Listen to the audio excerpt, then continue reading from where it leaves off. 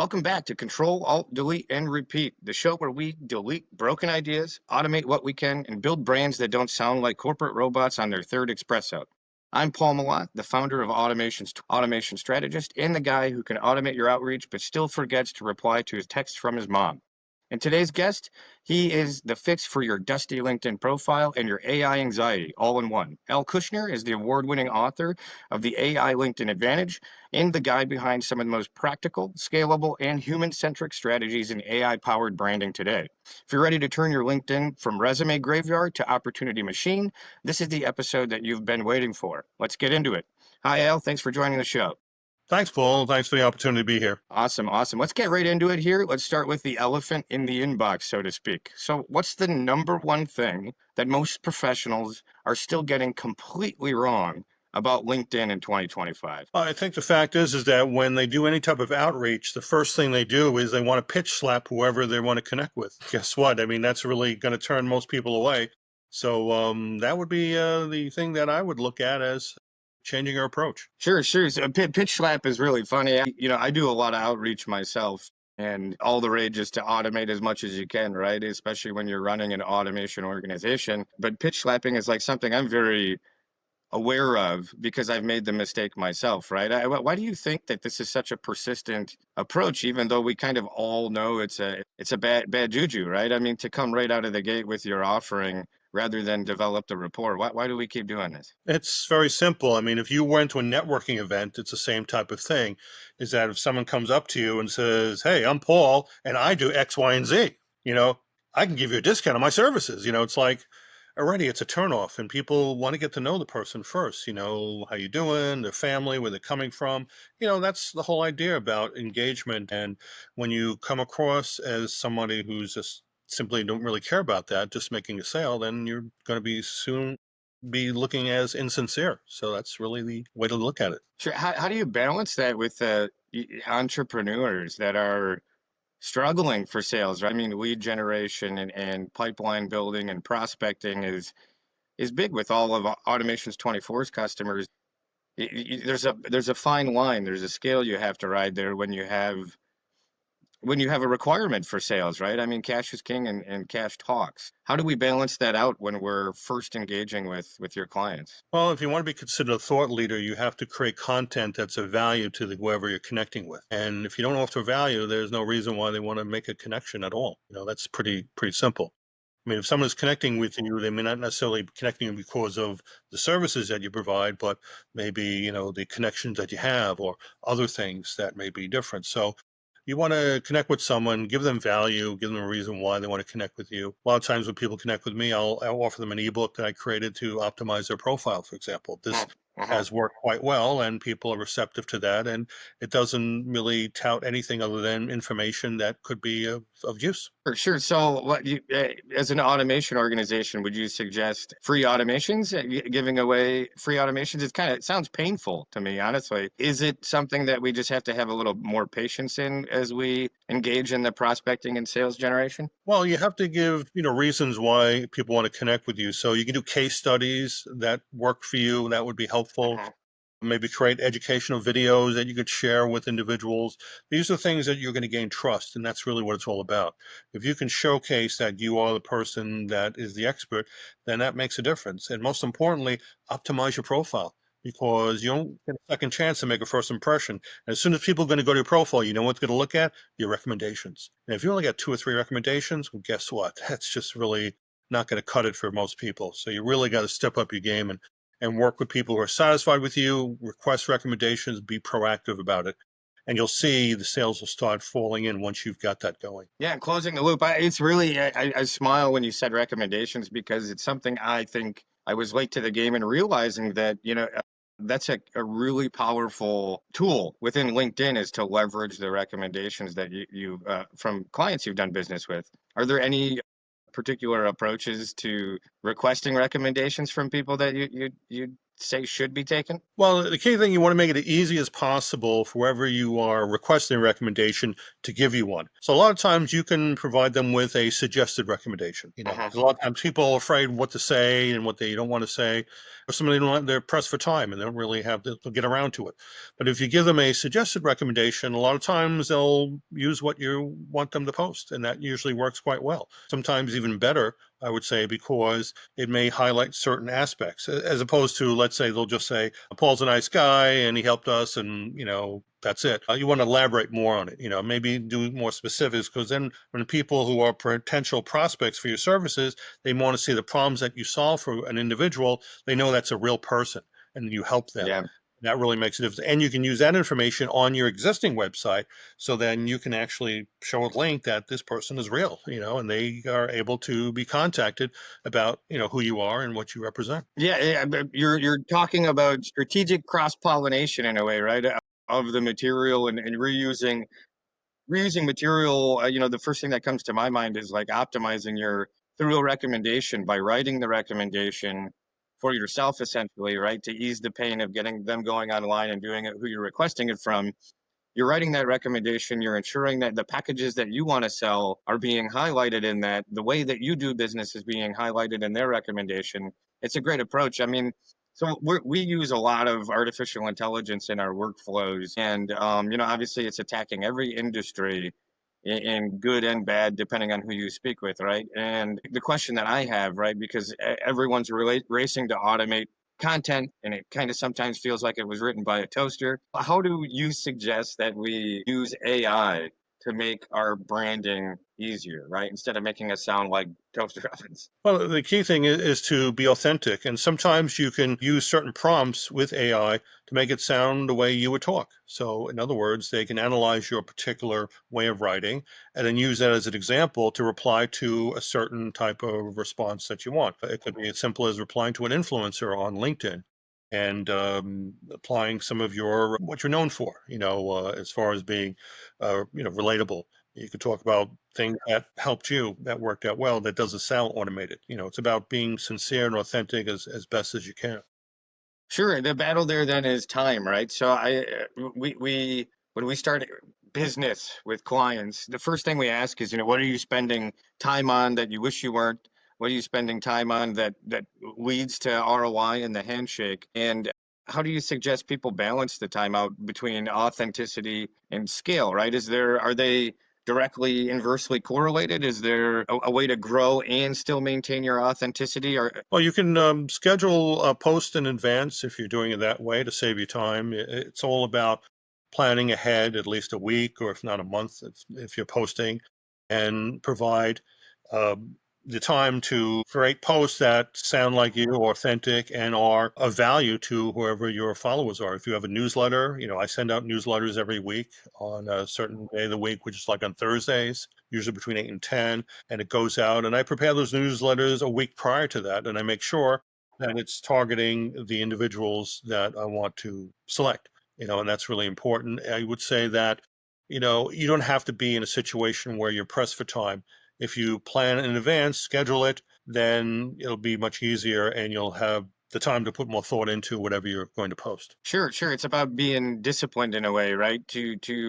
Maybe routine's not the right word, but being disciplined to your business strategy or your brand strategy, right? And building the content around that strategy. That's really interesting. So let's say somebody has 15 minutes every day to work on their personal brand and work on something that's gonna, support them. What should they be doing in those 15 minutes to make the biggest impact? Very simple. What you do is that you look for influencers in your field, all right, and then you make a way to be alerted when they post. And usually they'll post in the mornings. That seems to be a receptive time between Tuesdays and Thursday mornings. And you can set up an alert through LinkedIn. So you'll be notified as soon as they post, and then you can be the first to respond to their post. And as soon as they respond, you'll be the first because they may have hundreds of followers. And a lot of times, the key thing is to be the first to post within the first 10 or 15 minutes, take advantage of the time, and reply to that individual in a way that is constructive. Also, maybe ask a question or two that's something they may have not addressed in that particular post, and you'll find that people will be The post will be well received. It'll also help the influencer expand that post greater because the algorithm likes that, the fact that it feeds the algorithm. And a lot of times it'll help draw people to your profile as a result of posting to an influencer. And the influencer themselves may decide to reach out to you directly to accept your invitation where normally they wouldn't. So that's really the key to grow on LinkedIn. I mean, you see me over here taking notes. I'm like, all right, influencer pages, first 10 to 15 minutes. And you can actually, within LinkedIn, you can click a rule or create a rule where it Yeah. You can go on the watches individual certain influencer's profiles. profile and you'll be notified as soon as they post. And what you do is you can find out in advance the certain days when they post. So you know in Hmm. advance, oh, XYZ is posting 8 a.m. on Tuesday morning. So you'll be noted that that time you'll be able to go out and find out when they post and then react quickly to that post. And that's No, really the that's key. awesome. And the key, I think, of your message there, one of the other keys, I mean, knowing when to post, being able to, when they're posting, responding quickly is two things. But the third is genuine, elaborated, Right. authentic comment. Exactly. I Don't feel personally like hate LinkedIn for comparing. the love this, great thing, push this button because it's too easy to give it a heart and a like and move on, even if you have read it, right? Right. But you're saying, take the 10 minutes to write out your opinion, your op-ed on your response to whatever's being put out there, and that's going to be a winner. You can take the information from that influencer, copy and paste it into ChatGPT, analyze it, Mhm. and then have a reply to that. And then what you can do is even ask a question or two and just, you can customize it away in your voice, how it would sound, and then post it immediately onto LinkedIn. You'll find that the influencer will get notified of the post itself. And all of a sudden, you'll get a lot of people following those. They may Mhm. respond that to your post may help that influencer's post grow as a result of your actions. So they appreciate it very much when you do those things. Very good. Is there a strategy to reposting rather than commenting? Would you recommend like Well, I would say reposting it? if your post that you have reposted the influencer has gotten a lot of interest and a lot of followers, and maybe hundreds of people found your post very helpful, then absolutely go ahead and repost it to your post and say Okay. this question was asked. So you can judge it based on the input, what you receive from that post itself. Okay.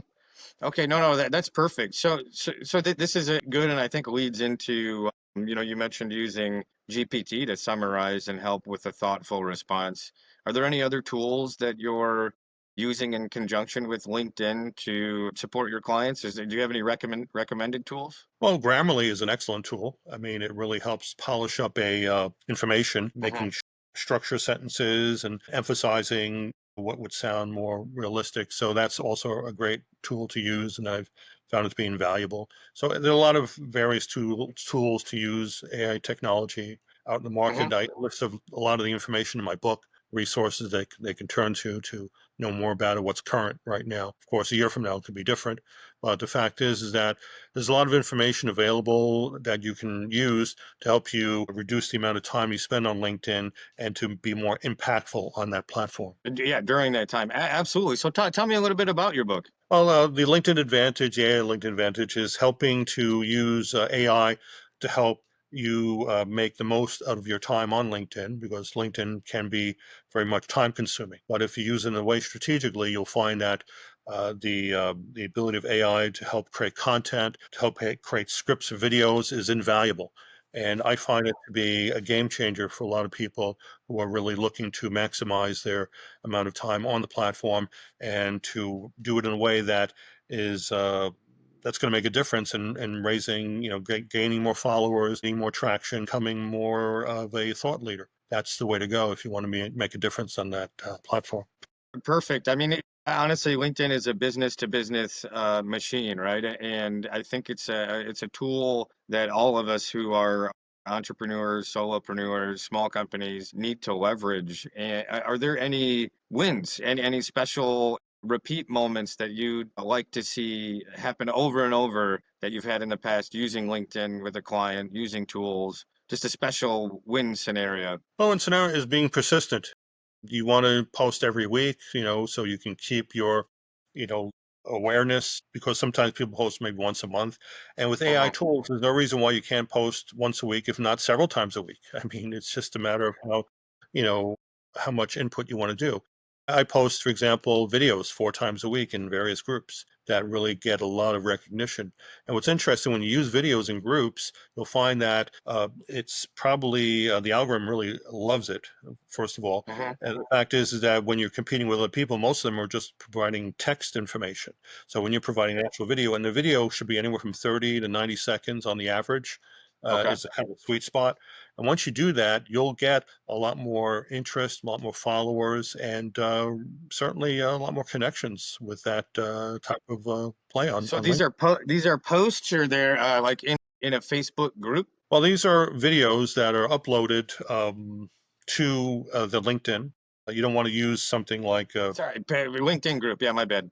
yeah. So you upload your video to that group that you're looking at. I belong to about 20 or so groups, and you post at a certain times of the day, which people seem to be reading in the groups themselves. A lot of groups are more active than others. And when you do that, your video will go pretty much automatically posted into the group. Unlike a lot of times when you do text type posts, sometimes it takes a while and they may decide not even to allow the post to be on there, particularly if a post is salesy or anything. So the key thing is you post something that's educational, it's going to be of value to the people who are in the group, which is what I do. And that's really how you build yourself as a thought leader, is create content that people look forward to viewing. No, that's awesome. Is there one key thing in your book that without us buying, you're more than happy to share? That's the revelation. Well, the key thing is really to optimize your profile, because the fact is that if your profile is not optimized, any outreach that you do is just going to fall on deaf ears. It's simply put. You really have to work on what you're doing in your outreach. You have to look at your from your bio to any type of awards, any type of volunteer work you've done, particularly keywords in your headline is going to make a difference. Your profile is the ultimate tool right there. You know, get a professional headshot, work on your background image. These are all essential tools that are going to help you when you do any outreach to convince people to connect with you and do business with you. Yeah, but perfect, perfect. So where can people find you? Well, certainly on LinkedIn, obviously. I also have a website, linkedvantage.com. You'll find a lot of good resources available. I have a free book on how to optimize your LinkedIn profile you can download. You can also find my book available at fine retailers, Amazon. It'll be released on July 4th, the softcover version as well as the audiobook version at that time. Spotify is also a good way to get my audiobook and audibles. Awesome. Yeah, just Awesome, awesome, awesome. I appreciate that. So I got one final question for you. A tradition to end it with a question about squirrels. So the question is, if squirrels had to build a personal brand on LinkedIn, how would squirrels stand out? have the squirrel do some videos. I think people love, like they do with cats, funny videos. How Sure, about funny squirrel videos? Squirrels could be a great source of humor. It's sure. definitely I think of the squirrels and the guy who set the experiments, are like the traps in his backyard where he would try to keep the squirrels out of the bird feeder, and he'd have different types of traps, and then over the span of months these squirrels would get smarter, so he'd get more elaborate traps. I think of something like that, right? If I'm a squirrel and I'm building my brand, maybe that's what I'm selling. Well, they Al, call I it. appreciate everything. I appreciate you being on. We're going to wrap this episode up of Control Alt Delete. Again, this is the show where your tech stack gets lighter, your brand gets louder, and your squirrels somehow get better engagement than you. Until next time, automate wisely and brand intentionally. Thanks again, Al. I appreciate you. Thank you. Have a good one. Take care. Take care.